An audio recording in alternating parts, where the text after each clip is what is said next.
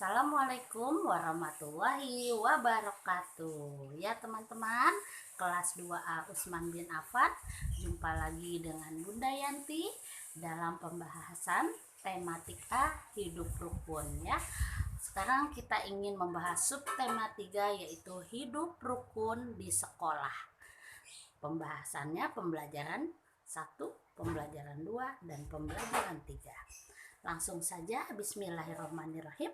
Kita buka halaman 85, yaitu ini tentang hidup rukun di sekolah, yaitu agar di sekolah kita hidup rukun, yaitu agar kita semua merasa nyaman di lingkungan sekolah tersebut. Bila kita rukun dengan teman-teman, dengan guru, dengan semua warga sekolah, maka semua warga yang ada di sekolah akan merasa nyaman. Nah, salah satunya ada contoh cerita di sini yaitu Ino datang terlambat. Rukun dalam melaksanakan piket. Ino buru-buru lari karena dia datang terlambat. Lalu dia meminta maaf kepada temannya yaitu Yoga dan Dina. Maaf ya, aku datang terlambat.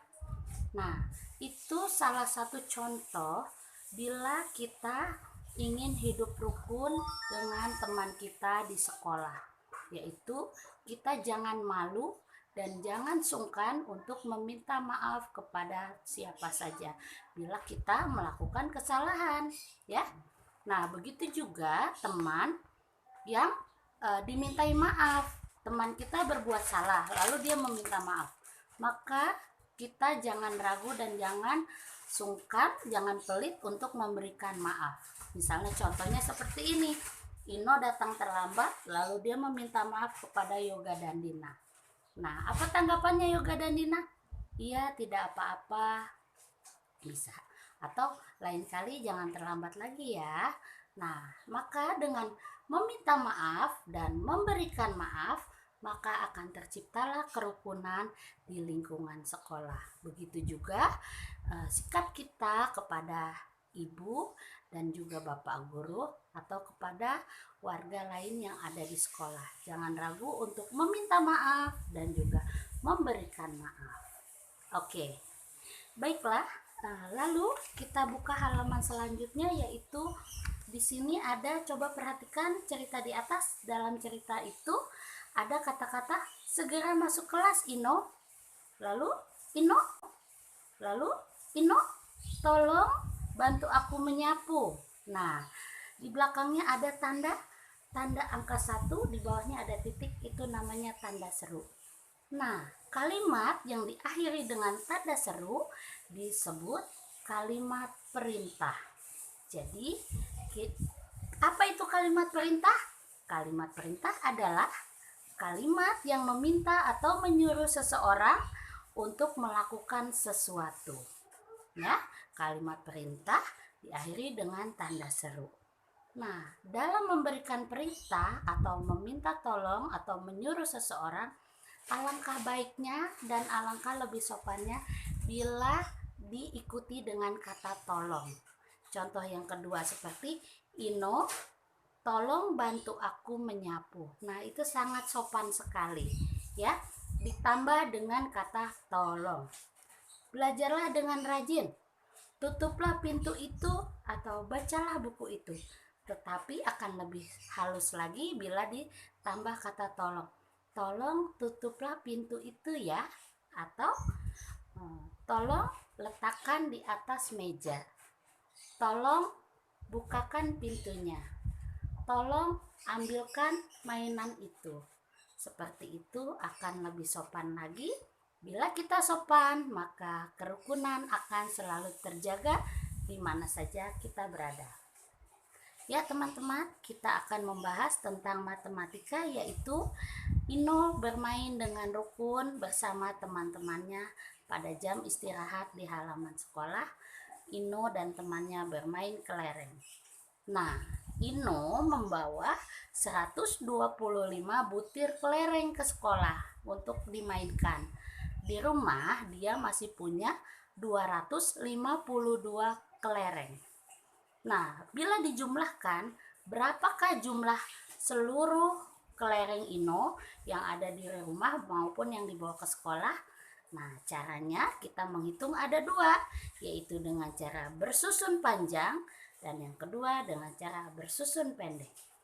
Nah, kita pakai cara yang pertama, kedua dengan cara bersusun pendek. Nah, kita pakai cara yang pertama dulu, yaitu dengan bersusun panjang. Lihat di sini ada huruf R, yaitu ratusan. Ada huruf P, puluhan, dan S, satuan. Angka 125 menempati 1 ratusan, 2 puluhan, dan 5 satuan. Lalu di bawahnya kita tambahkan angka 252, 2 ratusan, 5 puluhan, dan 2 satuan.